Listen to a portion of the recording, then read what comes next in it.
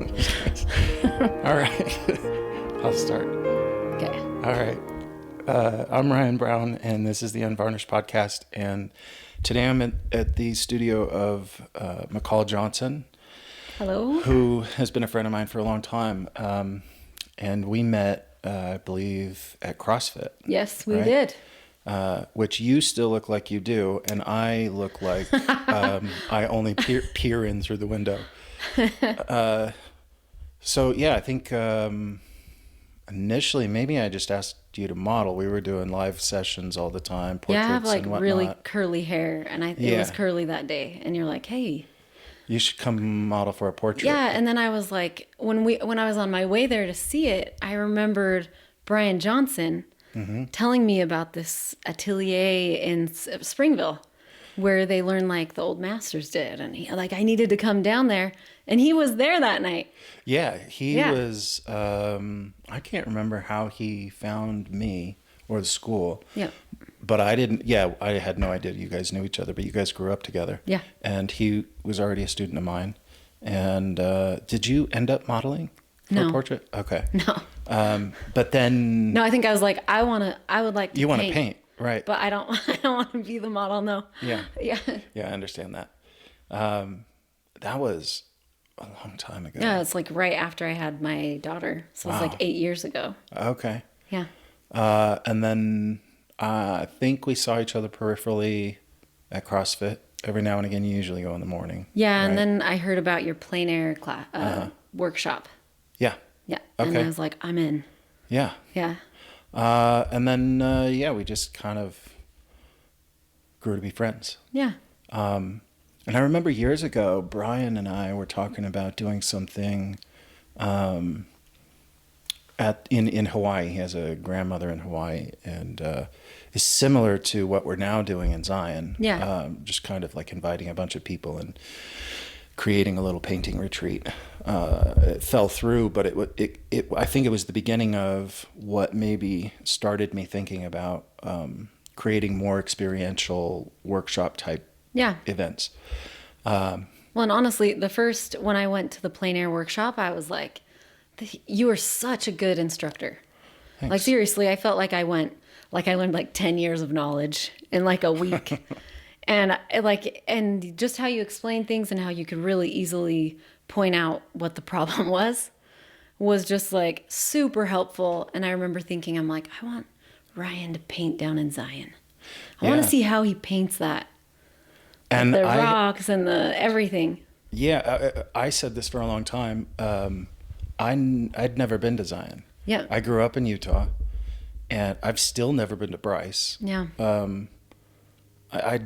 I'd been to Moscow twice Wow. in high school, and I'd never been to Zion until I was what year would it? 2022. Oh, I would have been 40. Right I don't after know, 40 COVID. something.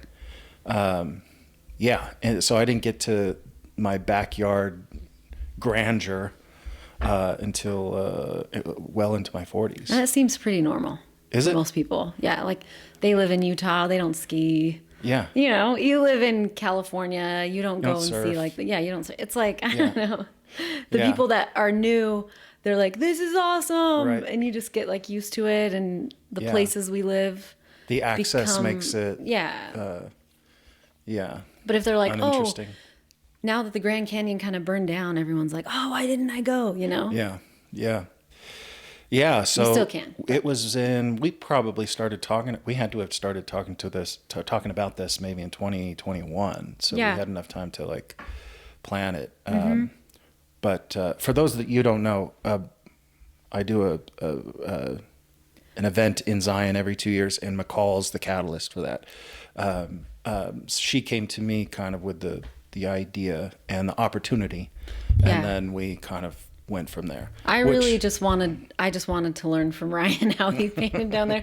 And then he's like, let's invite these other artists. I'm like, sure, let's do it. Yeah, I'm lucky enough to have a lot of really cool, talented The friends. people that you've brought there, the artists that you have brought are like of such a high caliber, like artistically, and just their personalities, like just being around them was just like a treat. And it's like my favorite week of the whole year.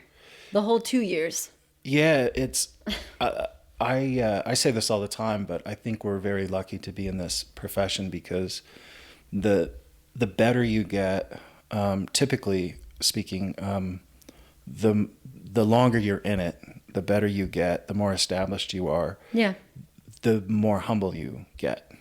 And I don't know that a lot of professions are like that. Yeah. But it makes it so that everybody is pretty accessible and generous and kind. Just there's so many Like one of them people. folded my laundry one day. I came home, I'm like, oh, where's my laundry? But just the underwear. Yeah, which was weird for them, I'm sure. So I was like, oh no. It was Patricia Watwood. Oh, she's has awesome. Folded my laundry. It was so nice. She's the best. Yeah. So that's the kind of people you bring. And yeah, I like, of course, like it's great to have talent and it's great to have knowledge and it's great to have like really experienced artists there. But more than anything, the thing that I think about is personalities. I'm just really interested in spending time with great people. Yeah. And if you can paint really well, that's a bonus. But I really enjoy the people. Yeah. I the first time we did it, I was like, I wonder, are they going to be like smoking weed in the bathroom? Like, are they going to get paint everywhere? Like, I wonder what's going to happen. Yeah. But like, I was so just pleasantly surprised by just how amazing every single artist that has come there has been. Yeah. And everybody has gotten along. Even the people who signed up for the workshop in the past. Yeah. We haven't had, not that's reached me anyway, one complaint, one upset person, one bad experience, and I think we're really lucky in that way. It's been pretty amazing. Yeah, I agree. But before we get too far into like Zion, Yeah. because that's not really why I came to talk to you, let's talk about McCall Johnson. Where you're from, Alpine, Utah. Yeah. Grew up in Alpine, Utah, near Brian. Went to school with Brian Johnson. Brian Johnson. The same religious ward. We would go to church together. Yeah. So this is really interesting to me because you come from a completely different artistic background than a lot of the people I've talked to. Yeah. There's a sort of kind of general understanding with a lot of the people I've already had on the podcast because we have similar educational experiences and living in Florence or New York or whatever. There's a certain language and understanding that we have based on our shared experience. You have a completely different journey to your art, and what I have always loved about your approach is there's no boundaries. Yeah, there isn't. You don't have any like these academic silly rules that kind of confine you, or you don't have any. Let me say this, and hopefully it comes out right. You don't have any shame involved in what you do. Yeah, no, I get what you're saying. I get this a lot, freedom. Actually, in my life, especially when I play the piano. People are like, when I hear you play, it like makes me think maybe I could go up there and do that too. Yeah, because I make like so many mistakes, and I don't care. Yeah, but there's that. I'm saying that in the most positive way. No, I get it. Because year after year, I find these silly rules or these silly like things that I felt were necessary, or even just the fear of what my peers are going to think. Yeah, I think I grew up confining. I want to make mistakes. Yeah, I want to mess up. Like if I'm not making a mistake, that means I'm just too comfortable, and it means like I'm not. You're not expanding. I'm not expanding, and honestly, those mistakes that I make usually are the greatest things. Like in the end, that's what like pushed me forward. Like you can't learn to walk without falling, and so like I want to make mistakes. That's why, like one of the what's her name that does the oil pastels?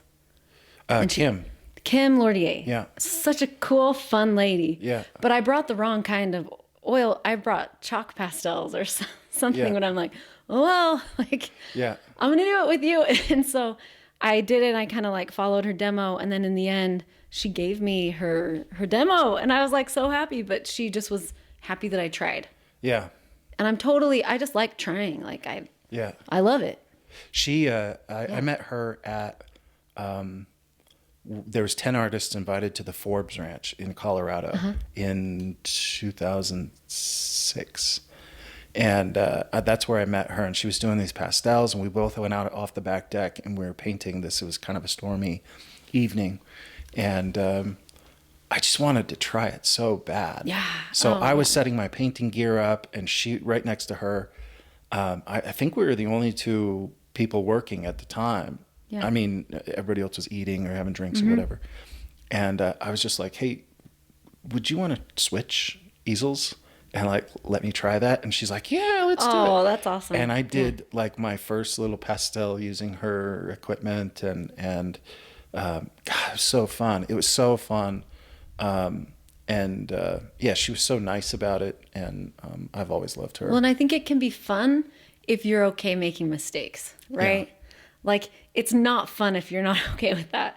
Yeah. It's super stress. And even when it is fun, the stress of like, I don't know how I'm going to do this. How is this going to Yeah. work out? That sometimes ends up being fun if you're not too serious about everything.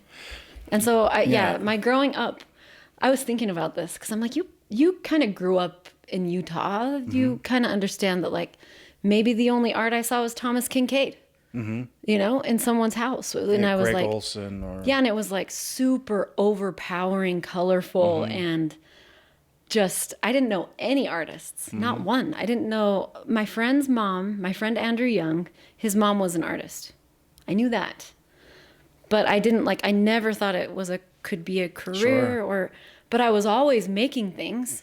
Yeah. Always. Like, my dad worked graveyards at Geneva Steel, and my mom was a real estate agent, and my dad would give me a box of crayons and a coloring book, and he'd have to sleep, during the day.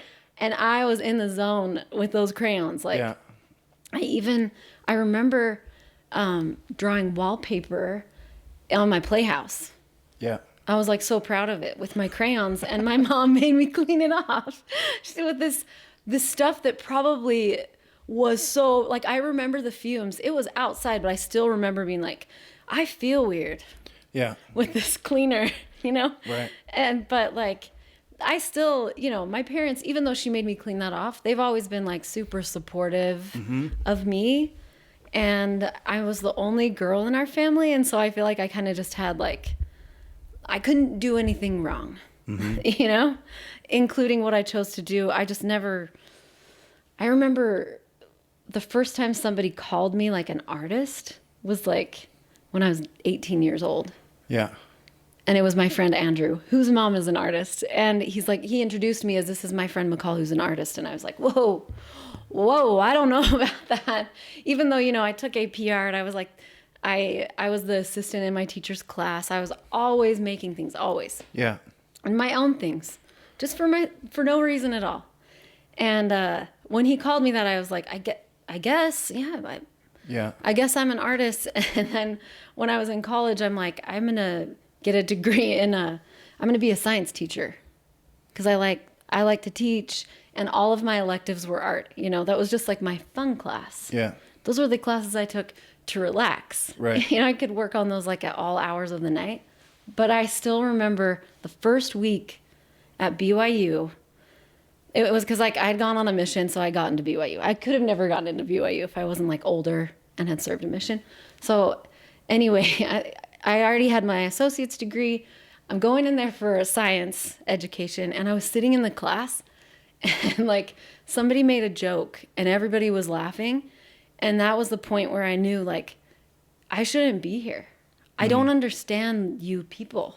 And I'm not going to sit and memorize stuff for 3 hours. Tribe. Yeah. It wasn't I knew immediately, I'm like, this isn't right. I shouldn't be here with these people. They were nice people, but I'm like, I have nothing in common with them. And I don't even think these jokes are funny, and I don't understand. Yeah. And then the school counselor was like, have you ever thought about art education? I'm like, what's that? And he's like, you can teach art. I'm like, yes, I can take more art classes. Yeah. And he's like, yeah, you can. I'm like, yeah, that's what I want to do. Like, I didn't know I could just, for some reason, just didn't know it was even an option to just take art classes. Like, it was always an elective or something Sure. on the side, but never like the... Because it was always just something you went to for... Honestly, when to you're just young, it's not like, oh, I need this creative outlet. It's just some sort of impulse kind that of, makes you want yeah. to create. But I also needed it. Yeah. You know, I needed it. I needed to draw. I needed to make stuff. Yeah. Was that,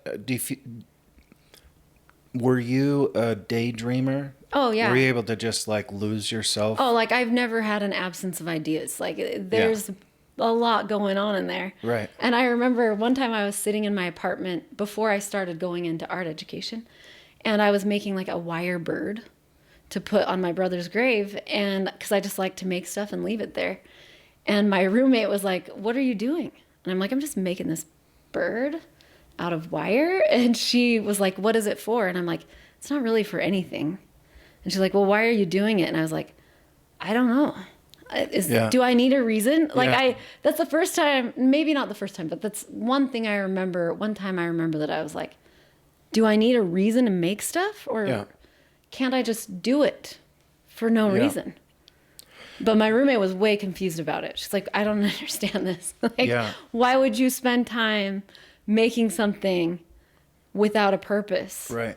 But I find that that's kind of just how I live my life. Yeah. I don't know why I worked at a stained glass studio for so long, or how I ended up in a bronze foundry, and I loved it.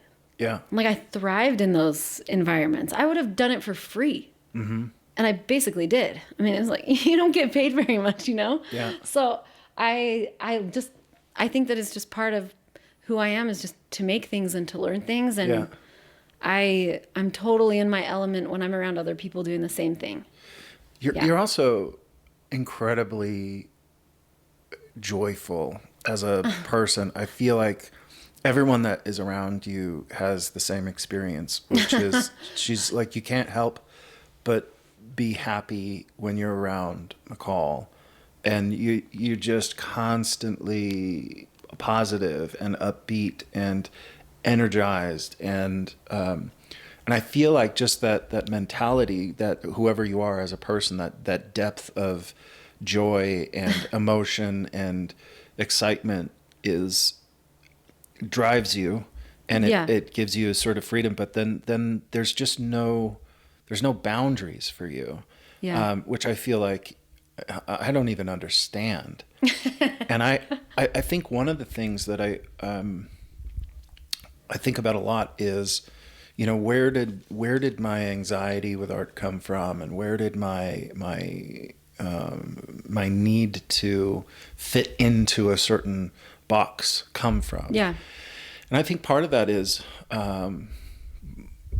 you know, being raised Mormon, not just the Mormon aspect, but being a man, and, you know, the expectations culturally of providing for a family eventually, and in Mormonism, sort of like getting married as soon as you can, getting married young, having kids young. I think that comes with a sort of self-imposed level of responsibility and demand. You know, I have to be great at this thing. Yeah. And then I look at like who are the people who are great. Yeah. And then you get into the art history of it, and you say, oh, these are people I love. These are the people I respond to. I want to be like them. I want to understand how they did that. Where can I figure that out? Yeah. And so Florence Academy, and then in the Academy, I feel like there can inevitably be an anxiety shoved into the student just because of the excellence that's demanded by the system, right? Everybody around you is doing things that are so amazing. Yeah. And amazing meaning like they're rendered well, or the proportions are correct. Like the basic foundation stuff is so good. And I feel like can often lead to a rigidity and anxiety. Anxiety. The joy is gone. Yeah, This is a now it's job. just like you have this idea of what correct is, this academic correctness. Yeah. And that is a requirement. It has to at least have that. And the art gets kind of swallowed up. The freedom, the individuality gets kind of swallowed up in trying to impress the people around you and trying to do something that is an artificial sense of correctness. Yeah, when I was doing art education, we had to like help with preschool classes. And it was during Halloween, so we brought in a skeleton. And we're like, draw it. And they're like, okay. And they drew as confidently as any artist I've ever seen as painted, just like, all right. And then you move into like third grade and they're like, okay, well, you want me to draw like the whole skeleton, or like, can I use a pencil? And like, that would be, and then you get into sixth grade, and then you get into the older grades where it's kind of more, it's a little bit more of a choice whether they're going to be doing art or not. And typically the ones that are like, oh yeah, I want to try this. Like But you kind of weeded out the kids that are like, I don't want to do that, But I think there's a confidence that comes with it's not a duty. There's not a preconceived idea of what it is, and I think kids are I think they just know how to draw. They just do, like they just draw. We went to Taiwan. I gave my daughter a notebook and my son, and when we were on trains, buses, they just sat there and drew stuff. The whole time. And and my other brother, not brother, my other son was on his Switch some of the time, not the whole time, but like, that's how he was kind of entertaining himself. But I was like, it's so interesting that they move from this creative thing to this consuming thing. And the effect that it has on them. It's kind of switching gears to a totally different topic. But I think, that freedom that you see in me and like that joy is because I don't have the pressure you have. Clearly. My husband's, like he's the provider right now, and I'm an artist that's trying to work on my art while raising kids and a puppy. And we're doing this dance and making it work, but I don't have that pressure, and growing up I didn't have that pressure. It's very different. I had the freedom to create, and I also grew up in an environment where my mom did work and she was really successful. And I watched Who's the Boss, and I wanted to be like Angela. Like I loved that my mom drove the nice car. My dad's happy fishing, but as far as like a creative environment, when I was younger, I mean, I had the crayons, which was awesome, and the coloring books, but then I had space. I was outside all the time, imagining things. We would we had a big field behind our house, and we'd roll in it to make a room. We'd flatten the grass down, and that's the bedroom. And I still remember how creative it was to think, and I really thought I was going to make a boat to sail down the river out of cardboard. I still remember, I'm like, I can make a houseboat out of cardboard. Me and my friend Jana are going to sail it down the creek, which we weren't even supposed to go to. Right. But like in my mind, it was just so real. Like the possibilities were endless of what I could do. And I've always had a really lively imagination. And that helps. And I think too, the energy just comes from maybe ADHD. I don't know. I honestly, it confuses me. I feel like I don't know anyone that's normal. Yeah, sure. So I don't like this baseline person. I want to find them. Who are we being compared to? Yeah, I mean, I don't understand it, but I don't even know if I don't even like the term ADHD. I feel like it's just like what you're talking about is an active mind, and that's searching for something interesting to occupy it. And I feel like I have always been that as well. If I'm doing something that's too easy, I'm bored. I'm uninterested. When it's difficult, there's something exciting about that to me. And I was never really like afraid to suck. I mean, that's not true. But when you were younger, I was, but not enough to divert me. I definitely care what people think. I want to perform well, but but I also am willing to suck to get good. Yeah, And, totally. And I think that's what you've always had, is like, I don't care about the whatever you call failure or messiness or the product is less important than the process. Yeah. And I want to discover more things. And I mean, you're doing like these cyanotypes that are amazing. Yeah, I didn't even know bronze for a little while. what Yeah. those were. Yeah. But I'm really into the cyanotypes. They're pretty I think I'm awesome. in my blue period. Like Van Gogh. Like I want to be surrounded by it. I just want to make things out of it. Yeah. I think too, the joy, I have to say, and this is controversial for you, maybe, but it totally comes from the idea that I feel like God loves me. Like I can't do anything to make him not love me. Yeah. And so I think feeling that, and that's not how, every Mormon or member of the Church of Jesus Christ feels, but like I for sure grew up feeling like God loved me and he like had my back, and like I was put here to make mistakes. Interesting. So that if I made a mistake, like honestly, how I understood Christ was like the crown was bought and paid for. Nothing I'm doing is making it worse. And I was expected to fail. And that's okay. And like he's there to kind of pick me up. And so honestly, that understanding brings joy, because I make like a ton of mistakes, and like especially being a parent all the time, I'm like, oh my gosh, like I messed up, and like I totally did that the wrong way. I wish I wouldn't have said that or whatever. Swore in front of my kids when I was driving or something, which that's what those words are for, is what I told them. And like, that's why we have swear words. It's for things like this, guys. You accidentally hit into a car or whatever. But like that knowledge that I have, or that belief that I have so strongly of his love, is what honestly helps me feel like it's going to be okay. Like that Bob Marley song, like everything's going to be all right. Yeah. That doesn't mean it's not going to be hard and like difficult at times, and that we're just going to cruise through life without friction. The friction, like mistakes, is really important. That's interesting, because we could get in a whole tangent. I know. I'm like, I don't know if of religion. Yeah. I'm really interested in this because we all have our own little journeys. Yeah. But I feel like I felt the opposite of that. Like not the I don't know if it's the opposite, but differently, in the sense that Mormonism is a slightly different than other Christianity beliefs, like Baptist or Protestant or whatever.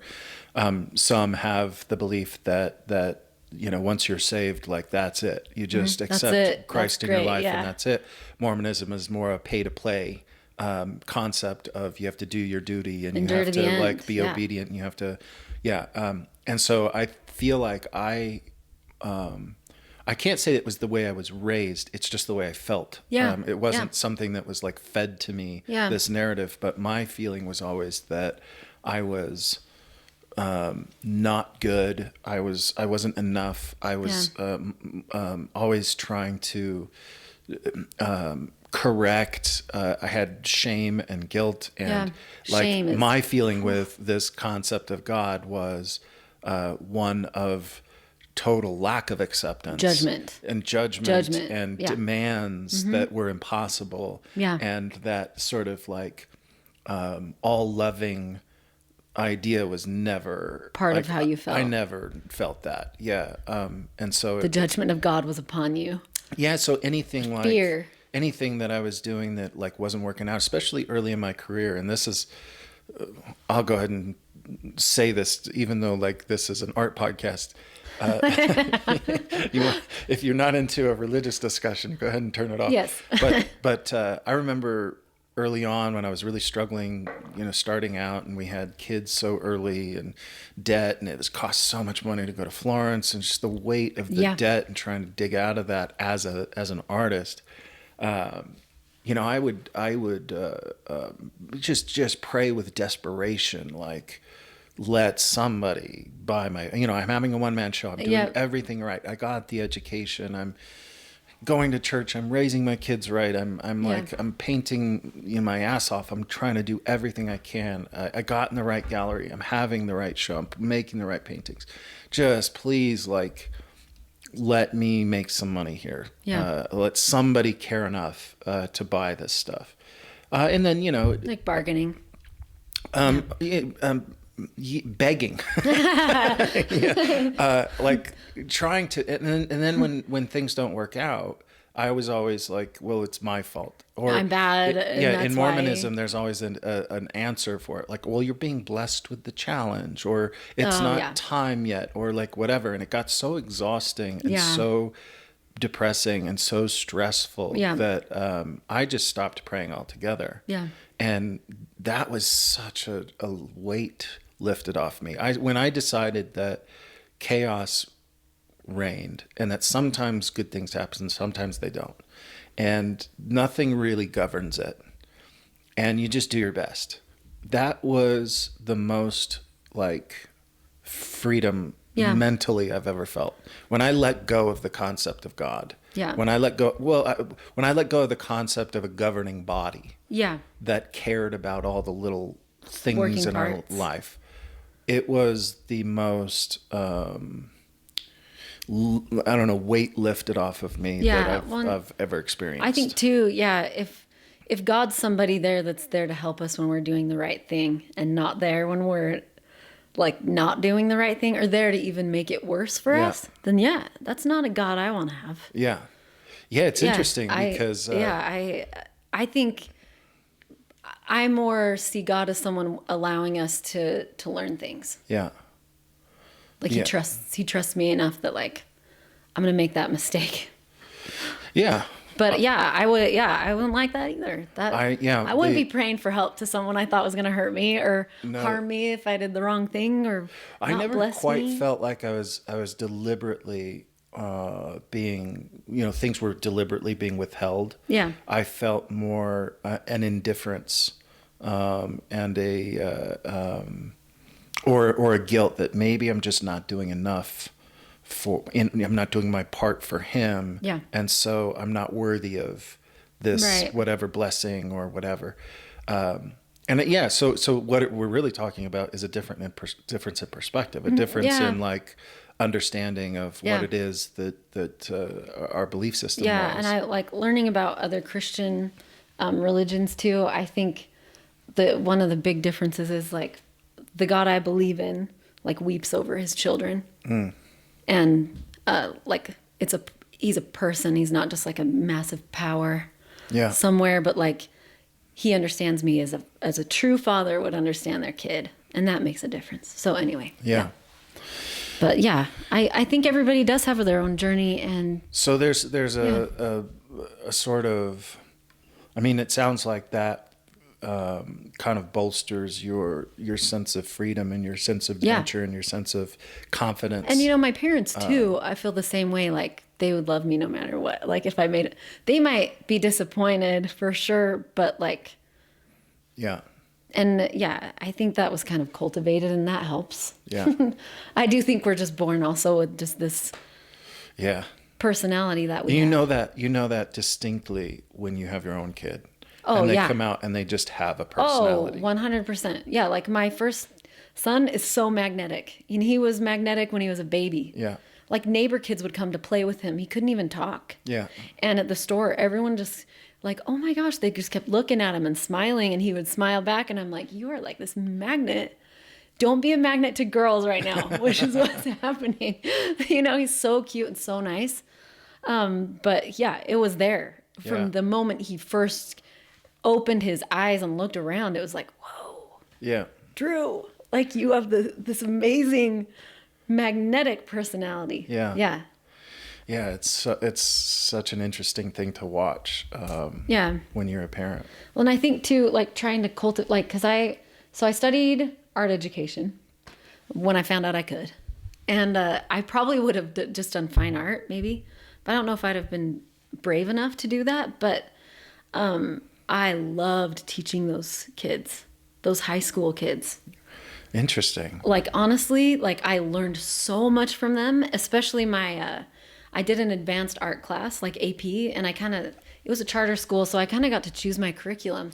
And so at the beginning of the year, I let them choose what they wanted to make at the end. And then we would look at artists that did something similar and kind of plan and do little things throughout the year to prepare for the end. Yeah. And one of them did like a Japanese woodblock print that he burnt into this panel of wood. So he'd burn like the darker parts, longer. Yeah. And I wanted it so bad. I wanted to buy it. He wouldn't sell it. But, and then another one that was just, you could make anything out of paper, origami. And I struggle with perspective, especially like 3-point perspective. Yeah. And so my trick, this is for all those teachers watching. I'm sure there's a lot. I would have a student come up and teach it. I'd be like, does anyone in here know how to do 3-point perspective? And they'd be like, I do. Like, can you come show us? Yeah. On the board.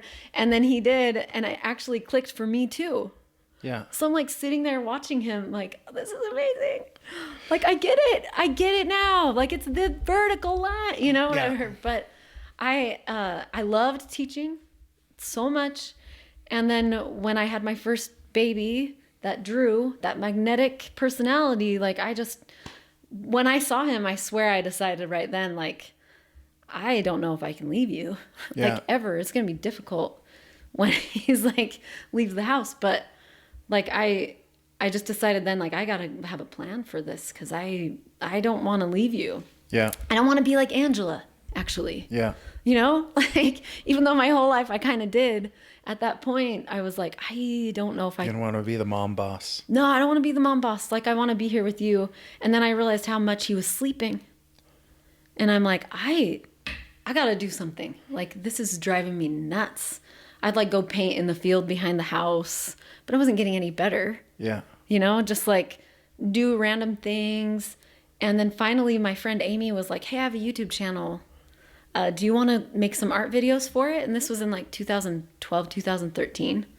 And I was like, yeah, that's cool. Let's do something like that. I could do it. And so it was like before anyone was putting art tutorials on YouTube. Sure. Like there was no competition for us.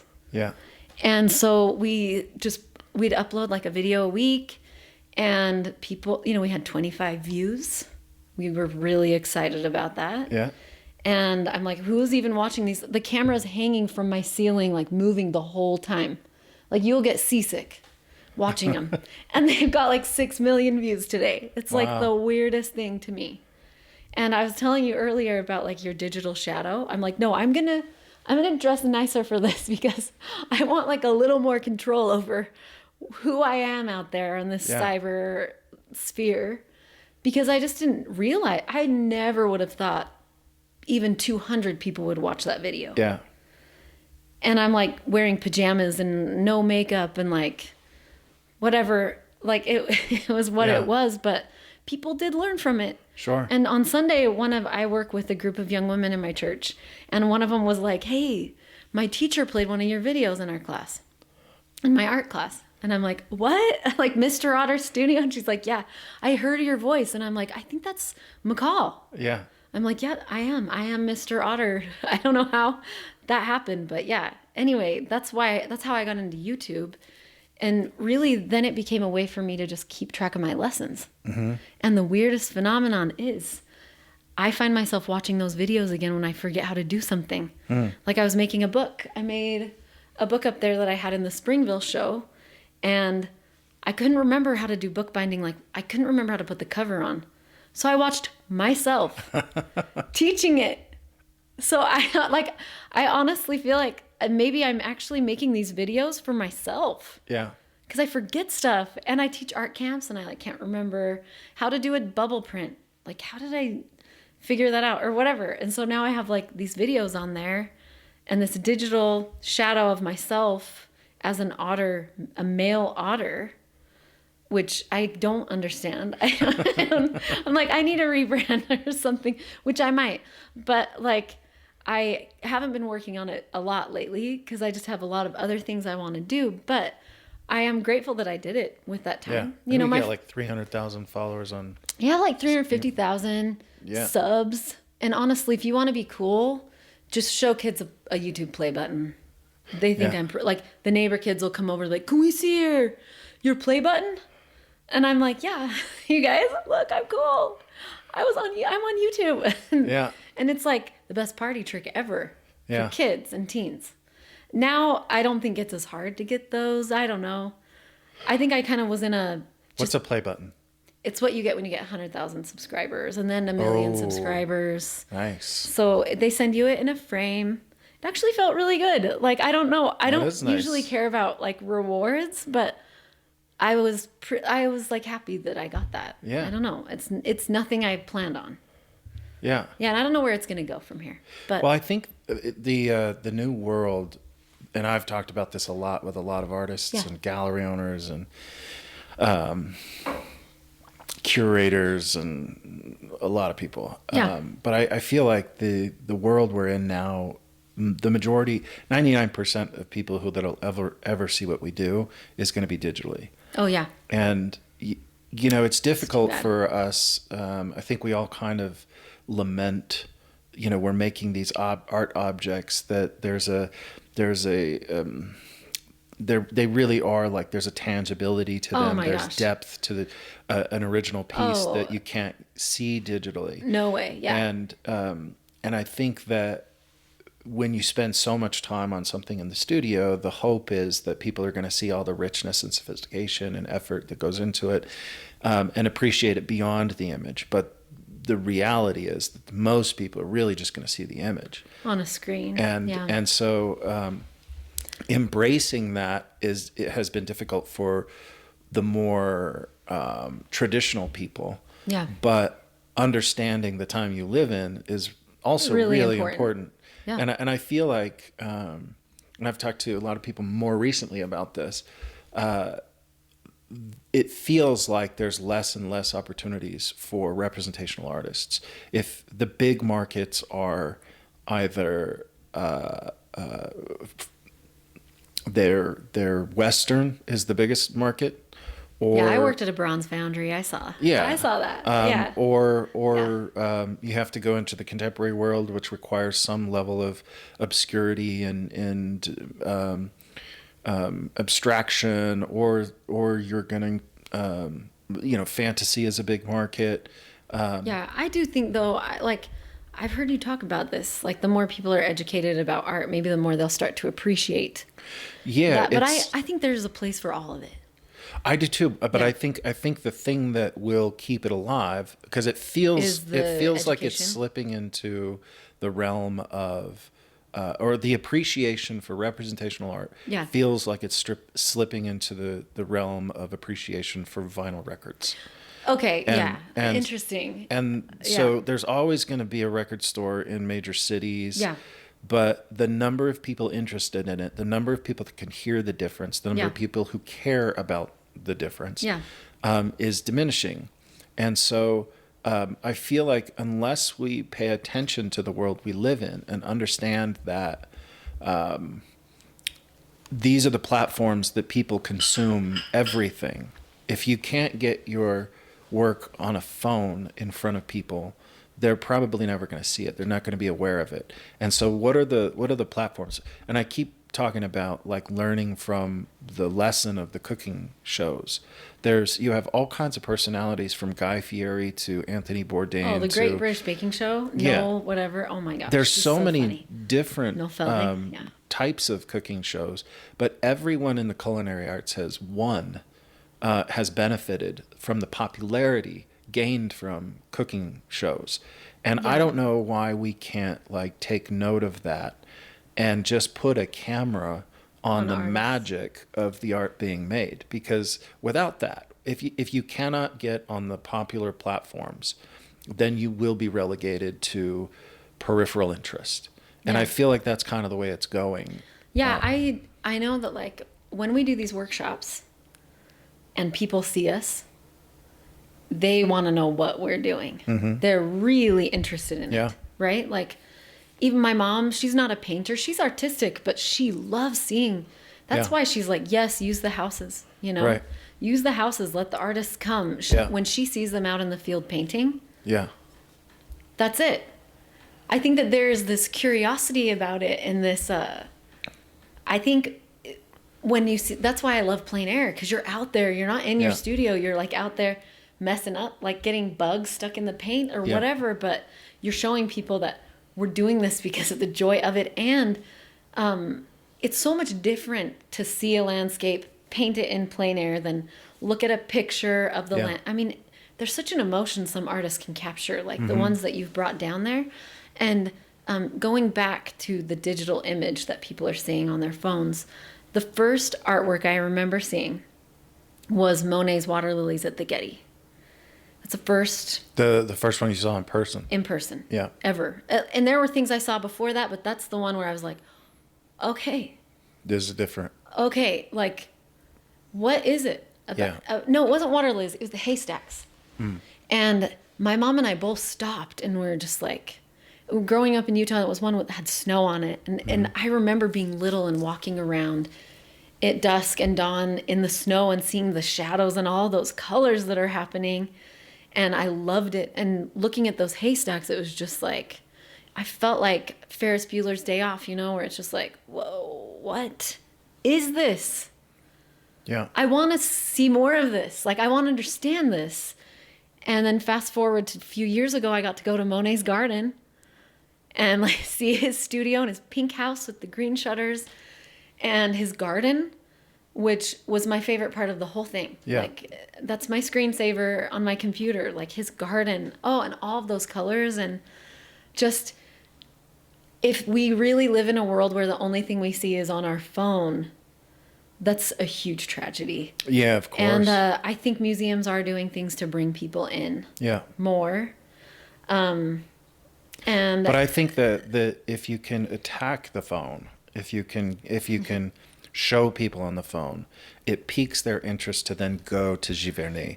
Or say, go to the Louvre. Get a selfie in front of this painting in this museum, you know? If it's that, yes, and there's tons of that. If you go to the Louvre, there's a whole wall of Da Vinci's in the hallway in front of the totally. Mona Lisa. Yeah, I but pointed everybody them out. wants the selfie in front of the Mona Lisa. I pointed them out to my mom. I'm like, you know, that's a Da Vinci right there on the wall, you know, and she's like, what? I'm like, yeah. Yeah. And then on the back side is like, I mean, I think they moved it, but it's like the wedding feast at Cana, right? It's like the huge, it's beautiful painting. Yeah. And really there's Titians important. around. And, so it's interesting what people like and what they're drawn to. Yeah. The second thing I was drawn to was a talking dolphin. It was like a digital dolphin god. It was the Walker Museum in Minneapolis. And it was like you went in this dark room and there was this dolphin floating above you and you could type it a question. It's like ChatGPT. Yeah. Type it a question and it would go back and it would like translate it at the bottom. Whatever it was saying. I don't know why I was like, what is this? You know, like, what is this art? Like, I love, like, that brought me joy. Number one, that it was in that museum. And just like, also in high school, I saw Mark Bradford's work. And he did like a whole thing, and it was out of like the foil papers that you perm your hair with. Mm-hmm. But it looked like a city to me, like how he set it up. And then I was kind of like, oh, what is this? Yeah. Why is he making this? Yeah. You know, like, I don't understand, but like, I want to know. You're right.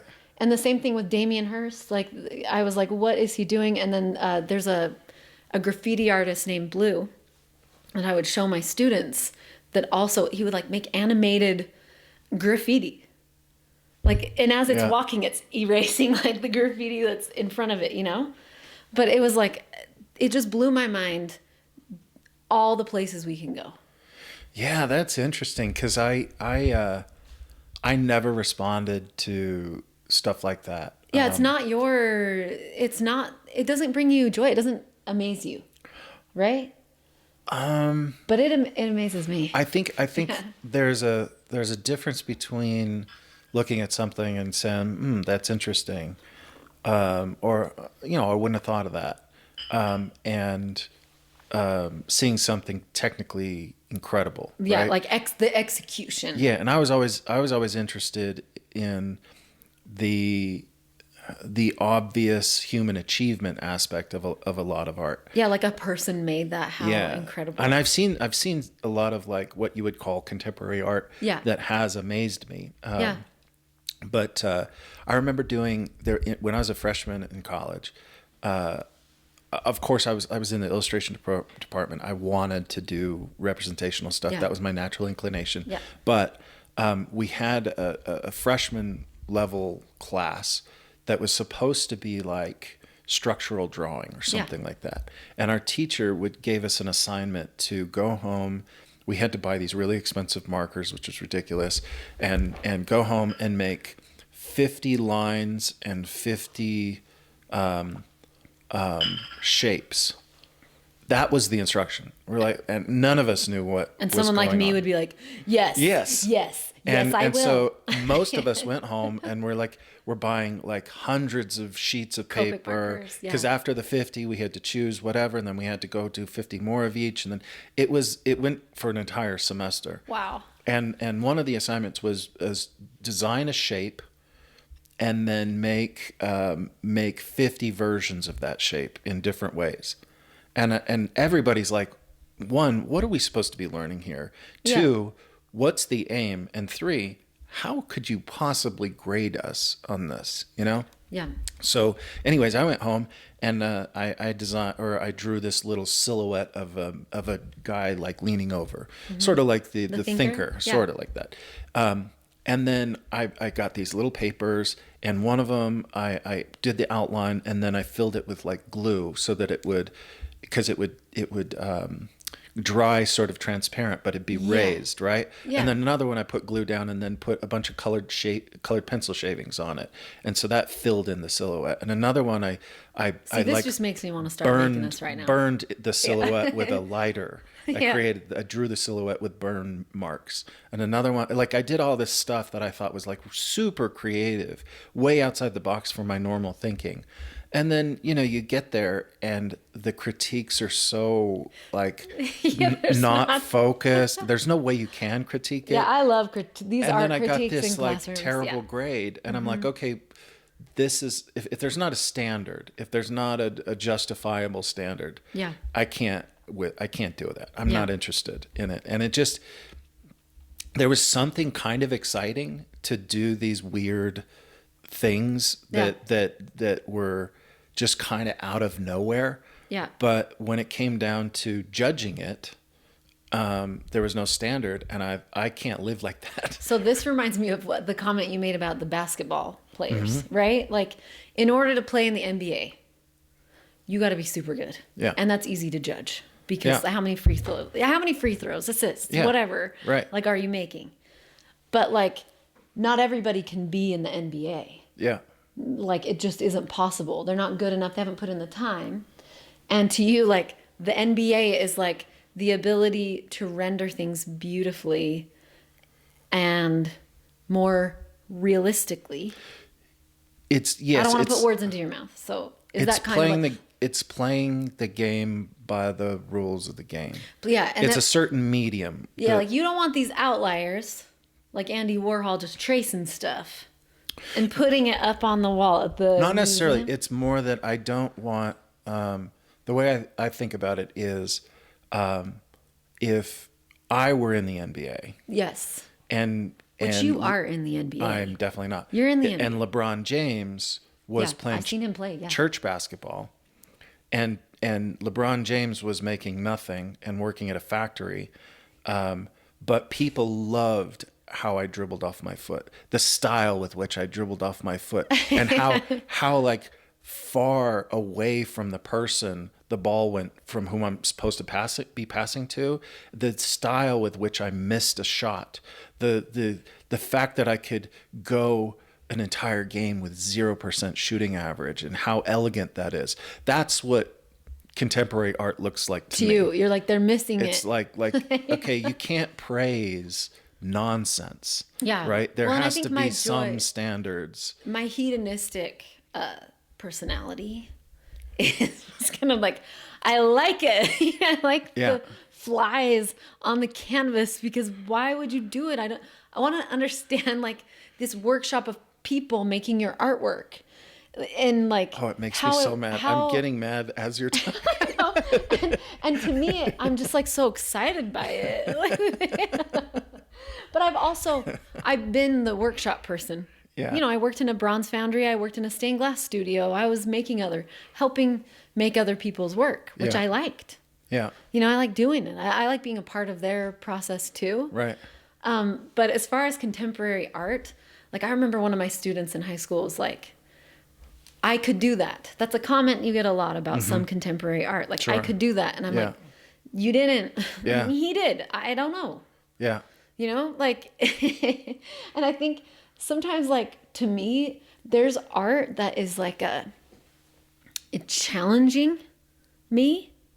Like, I like Cindy Sherman a lot, and she did a whole piece where she like transformed herself and like tried to fit into different groups, which was very interesting to me. And Is she the one that like lived as a man for a year or something? oh, I don't know about that one, but she has. Okay. When I went to a museum once, they're like, yeah, there's a Cindy Sherman exhibit, but it's like in this room you have to go in. It's not like kids aren't welcome or whatever. And it was like pornographic images with like dolls or something like that. And I was like, oh, I don't like, you know, like Yeah. I'm like, I love the other stuff, but I don't like this. Is like challenging me. And is this art? And is it just like so in my face?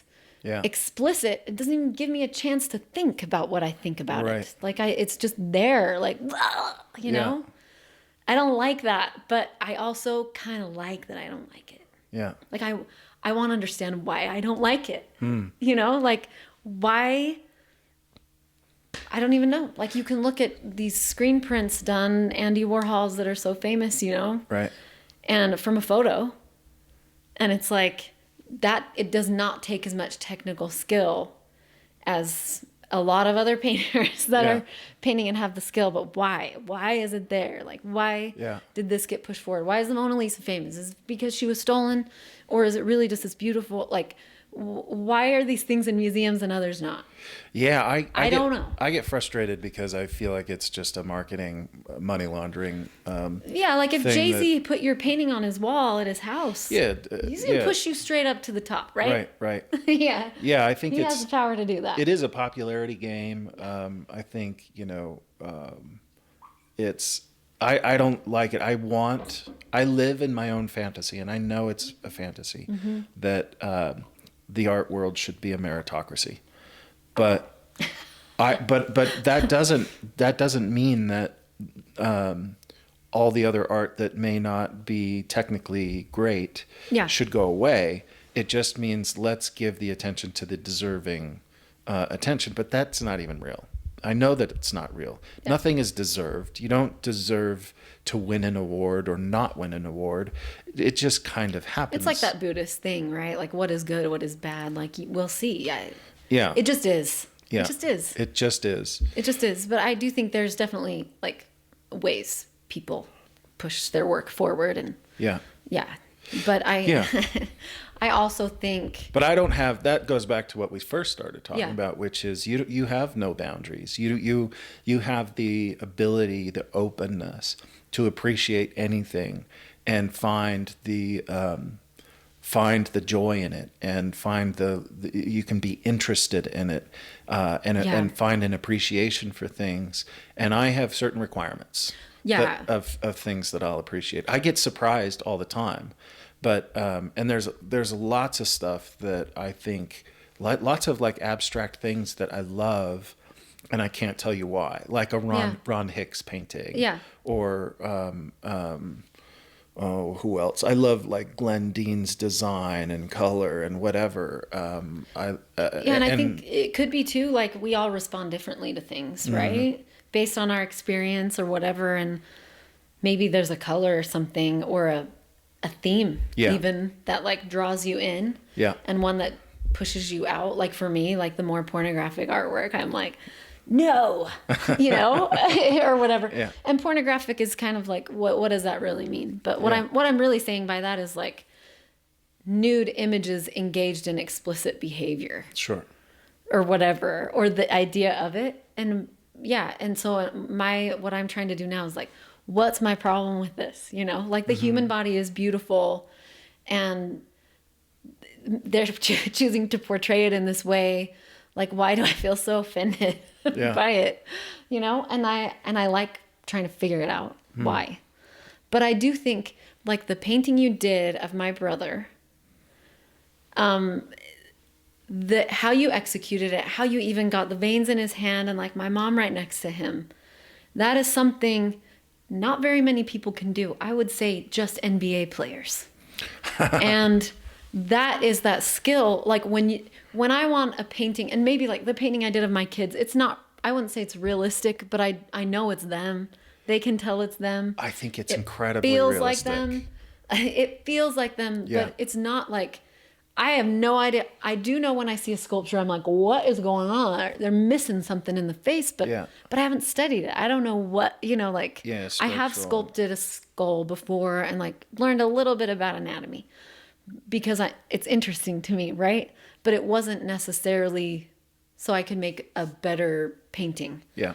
And it would be if I wanted to paint like Yeah. really good, like you in that way.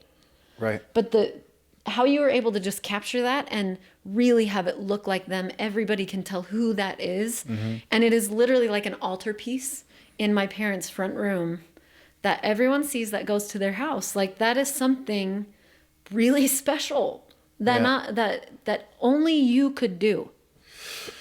Well, I was thinking about that this morning actually as I was getting ready, and I was thinking like I feel like there's a slight missed opportunity with that piece, which was like, why didn't I have you work on it too? Oh no, you'd be like, step away. No, I think like there's something about this painting of your kids. We were talking about this earlier, that has such a sophistication in terms of just your observation of their essence as people.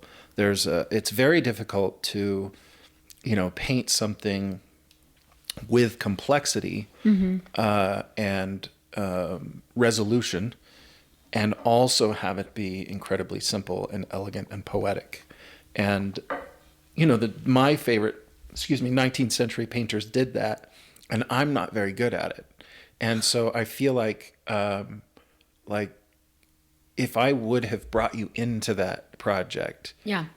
and we would have like collaborated on it, and you painted on it for like a week, and then I brought it back and painted on a little bit. That would be interesting. I feel like to it see. would have Yeah. been a really like good experience. Yeah.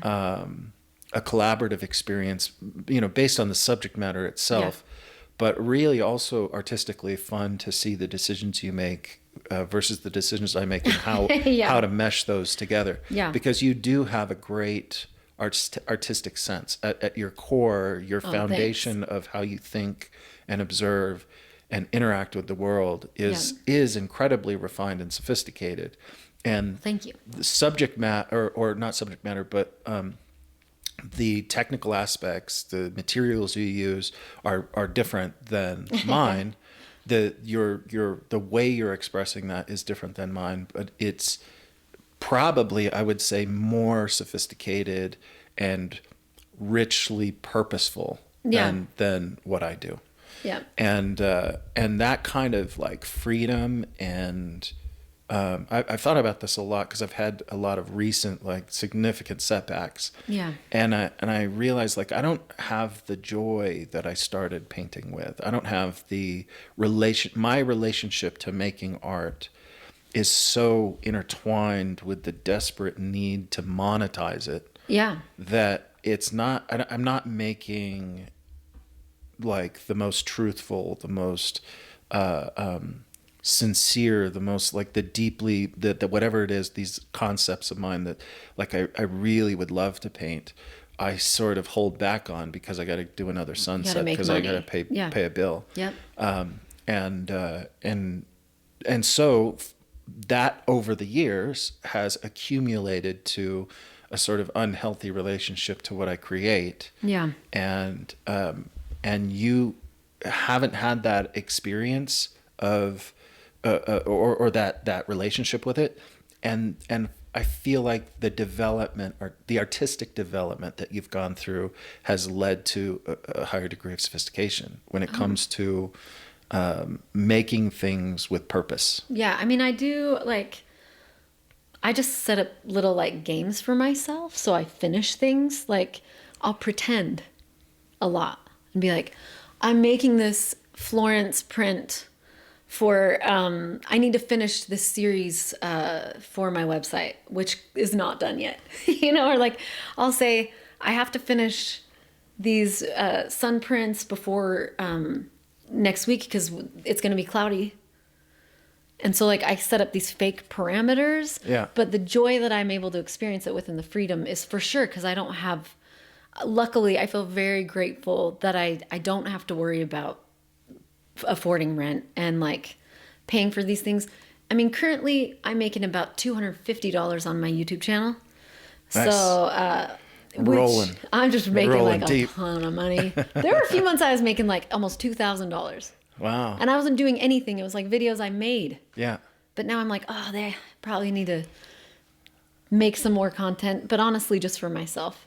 Yeah. But I do realize that it's a privilege that I have to be able to create freely without that pressure Yeah. of needing to sell it. Yeah. Yeah, because I've traded, the most I've ever sold a piece for was like $3,000. Yeah. And it was for an attorney friend for his office. Nice. And I was like, when I came in, he's like, he told me about it, kind of what he wanted. I was studying Barnett Newman for fun. And what he wanted was exactly like a Barnett Newman painting, just Yeah. like this really austere, like, you're stupid, you don't understand this Yeah. kind of painting, Yeah. you know? And he's like, well, how much do you want like for it? And I'm like, I don't know. Yeah. And he was like, don't ever say that. Like, I can't do what you do. Right. You need to, don't ever say that to anyone ever again. Yeah. He kind of coached me through it. That's nice. And it was so nice. It was so nice because I'm the kind of person I'm like, I'd rather give it to you and not feel bad, you know? Yeah. Or like trade you. I feel fine with that. Right. But like making some, anyway, he's the one who bought that one. But after he did that, it made me realize that like, oh, There's he's right. value. There is value in this. Yeah. Like he can't make it, you know? Or like I'm making some huge cyanotype prints that I love. Like it's just fun to make. It's like Yeah. magic, you know? Every time I wash it out, it's magic. Like Yeah. what's going to happen? Did it work? Yeah. You know? Did I leave it out in the sun long enough? Did I paint it on right or Yeah. whatever? But like not everybody can do that. Yeah. There's value in it. And like when I go to the temple and I see your painting in the hallway, I love it. Yeah. I can hear music when I look at it. I'm serious. And like there's so much value in that. Yeah. And it's, you said one time, I can't remember if it was in Zion or a different time, but it was like when people start not making, like when things are hard, people don't really spend a lot of money on art. Like it becomes kind of on the back. It's a luxury item. It's yes, you said it was a luxury item. And I was like, I don't agree with that. Like, I think it's always been important to human beings because the one thing that separates us from anything is creativity. Mm-hmm. I mean, maybe there are some animals that are creative. Yeah. Like the bowerbirds making their little designs to attract mates or whatever. Yeah. And maybe they have their own thing they're making we don't understand. I love animals, but I think that is the thing that separates us is this creativity, and that during hard times, that's one that gets kicked up into high gear. And like a lot of people are talking about AI, like total, what's that show? Terminator is coming our way, you know? Right. And who knows, it very well could be. But like when I heard ChatGPT was introducing this more adult side for like more adult conversations and more like not risque. I can't even think of the word. Basically, so people illicit conversations with AI, kind of, without thinking about the consequences of what that's going to do to people. Mm-hmm. I'm like, I told ChatGPT, I'm like, I can't use you anymore. I really disagree with this. Yeah. And I don't have like the ChatGPT that I use isn't like a person or whatever, but it was like, oh, it's okay and sympathetic about me leaving. But I was like, no, like there's a consequence, you know? And like What's the other AI where you can like make an app? It has a cool name. Claude? Claude. Yeah. I like the name of Claude better. But Claude, I think, has some values and like some restrictions and actually cares about bettering humanity with AI. Yeah. And now we've learned ChatGPT clearly is just trying to make money. Sure. Like, because they wouldn't have released that because it's already been devastating what's happened to some people because of the relationship that they had with AI, thinking it was a friend when it's a calculator. Sure. It's a calculator. Yeah. It doesn't care about you. Yeah. Like it's forming it's this false sense of a relationship. And I don't even know. Oh yeah. But with art and AI, like my husband will show me these songs. He's like, do you like it? And I'm like, it's AI. I can tell. It's flat. It like doesn't like human beings create differently than that. Yeah. And like with art and AI, like I feel like it's the same thing. It can be used as a tool to help us.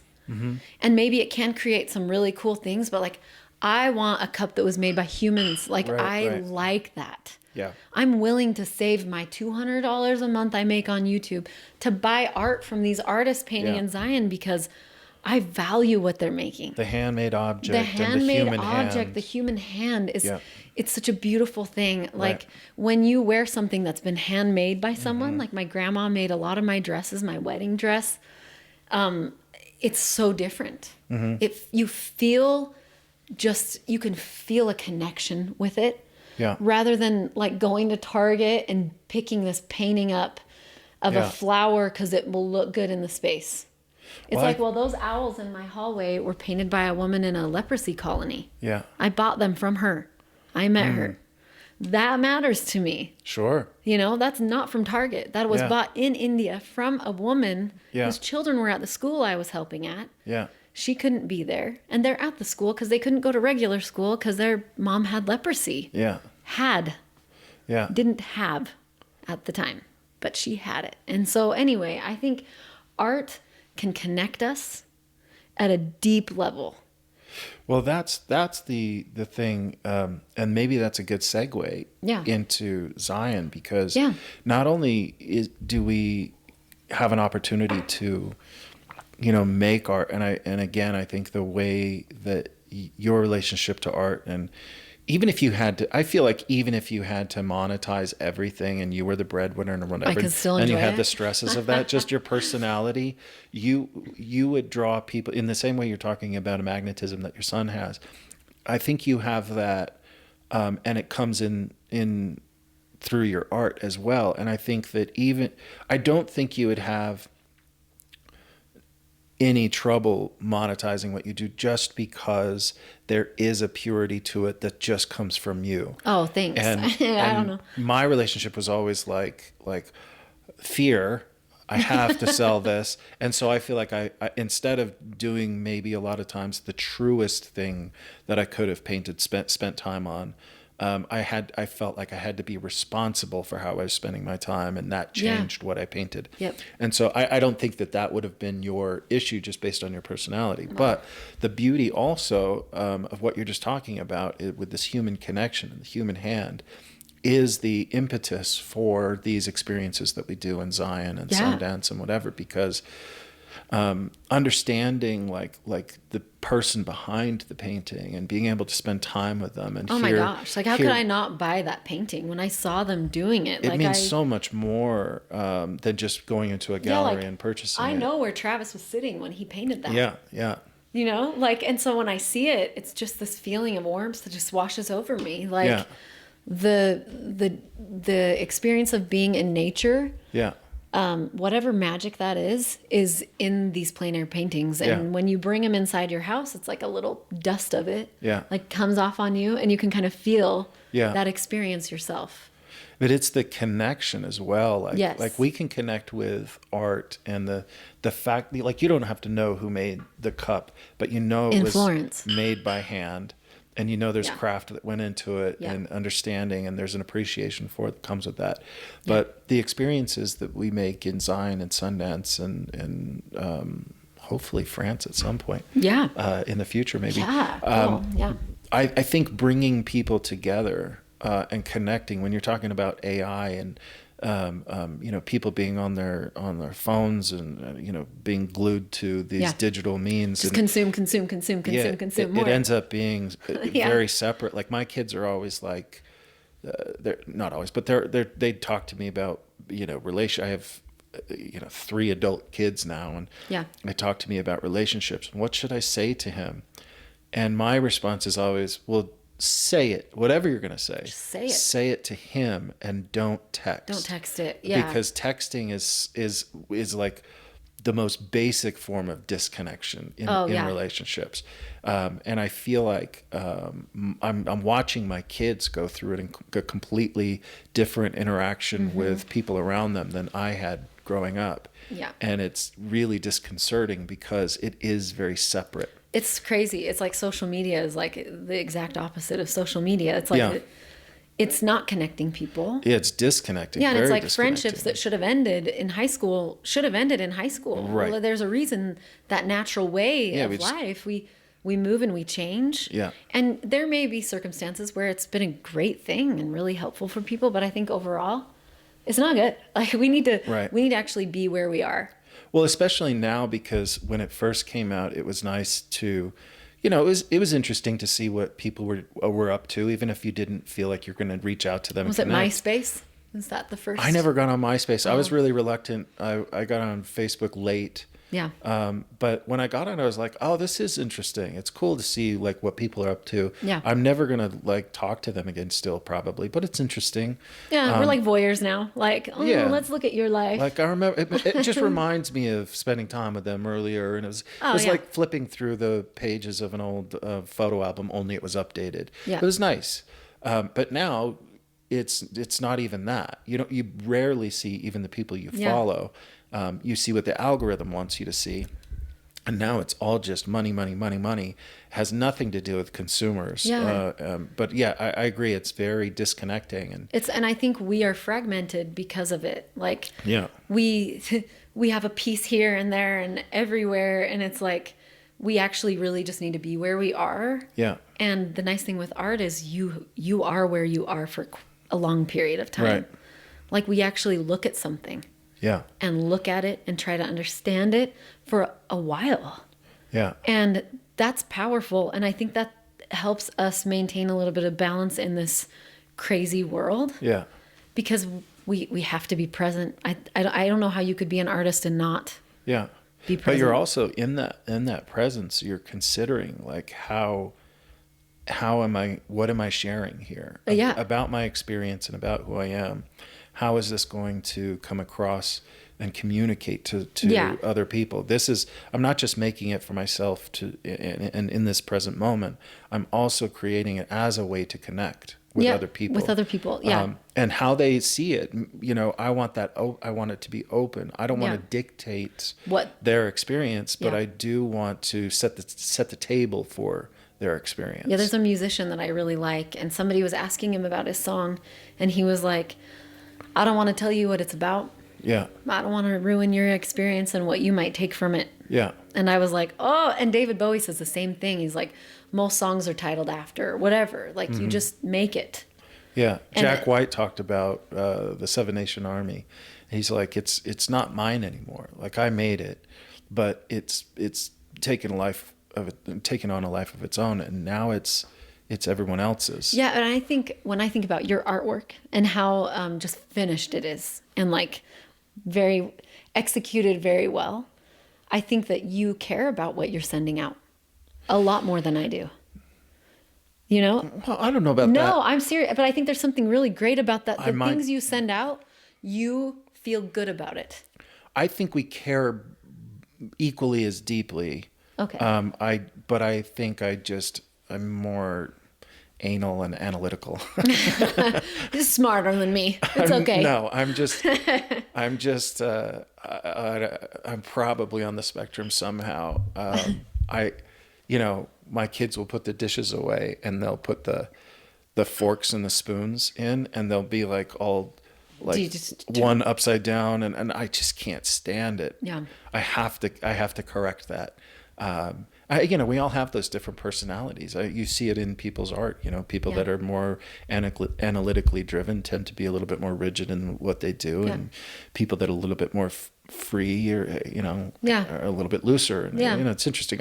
I'd love to have sat down with Sargent and got a sense of him, and because he seemed to have kind of both. He was like a beautiful. I've read that he's great, classical musician on top of everything else, but then there's this looseness and freedom with which he painted. And then you have Jerome, who was probably like a total nerd, just super analytical, sitting there about everything.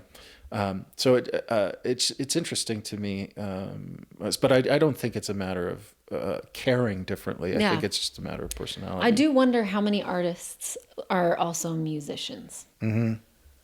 Like also enjoy playing music. Yeah. But what time is it, really quick? I just have middle schoolers. It's to pick up. Almost 3:00. Okay. I just have to leave at 3. Okay. Sorry. Well, let's wrap up. Sorry let's about just this. talk. So we'll get into the experience. Carpool. I'm really excited about Zion coming up. We have a really amazing roster of teachers this year. Yes. And a lot already. We have a bunch of people signed up, but those experiences really you created. I think you were the catalyst that made me feel like it was possible. But also like in 2007, 2008, I was able to go to the Hudson River School with Jacob Collins and Travis Schlott and Ted Minoff and Colleen Berry and Will St. John and Shane Wolf and Jordan Sokol and Amaya Garapiti and like just superstars of the representational world. And I've always been chasing that. Of my experience at the Florence Academy and the friends I made there and the camaraderie and the conversations you have and the struggles you have that you're going through together. And, it was something that I love more than painting. I love the people. The conversation. More than painting. I love the food. The food's pretty good. My favorite part. I'm expanding my repertoire. Honestly, the conversations that would happen later in the day, just people hanging out, sitting around. Yeah. Just, my cup was full and like running over. You know what I mean? Like I have notes and notes and notes that I take during the workshop, but then at night I just try to like soak it in. Like just these incredible people that I get to rub shoulders with. Yeah. And try to just learn from them everything that I can. And I seriously leave from there just feeling so optimistic about life and the future, and broke because I've bought too much art. Right. But worth every cent. Yeah. And that's one thing I wish people understood. Like, you're spending $500 at Costco. Yeah. When you could be buying original artwork and just maybe not consuming quite so much food. Or paper products. New gadgets. Or new gadgets. Like, I worked in a gallery and I was so surprised how many people came in, and this lady spent $6,000 on G-Clays. And I was like, oh, why isn't she buying? I mean, there was really cool original Scandinavian artwork. And, she left, and I thought a lot about that. I'm like, why did she not buy original art? Like that actually has like value and will continue to have value. Like, and then I realized it's to her, she wanted those pictures in her space, and that added value. Yeah. She doesn't have the same values as me. Sure. That's what I realized. Like, I would never, ever spend that much money on something that wasn't original. Well, it's also understanding the difference, which isn't just an intrinsic knowledge, Yeah, and these weren't numbered like this was like just an open-ended, just open-ended prints. I'm like, what are you? Well, I think we're lucky that like as artists we do value each other. Yeah. And I think that's what's made these experiences so special, is really everybody wants to be there. Everybody enjoys each other. Everybody is there because they kind of crave those experiences. Yeah, well, and like the last day you weren't able to come because you were cleaning stuff up, but the bike ride that I took with Travis Schlott and Sebastian Jupiel and Greg Mortensen and Ted, what's his other name? Minoff. Yeah, but what's Edward? Edward. Yeah, but it's Ted, right? Yeah. So I always get it confused. But we're on this bike ride, and going over this bridge, and there is Leo Mancini Fresca. Is that how you say his last name? Yeah. Fresco. And he's there just painting this scene. Yeah. And he is in it. And it's like, oh my gosh, when we like stopped and talked to him, but seeing him there, I was like, this is why this has to keep happening every 2 years. Like, we just need to get him here. Yeah. And the cool thing with the workshop is, like, the artists do one demo. They're free to do whatever they want. Yep. We'll feed them. We'll give them a place to stay. Yeah. We just want a little of their time just so Yep. they can just, and they don't even need to explain what they're doing. We They just just wanna need to watch. let us watch. Yeah. And they usually are really generous with their knowledge, and they Right. share it. And if they're not, that's fine too. But like, just being able to see them Yeah.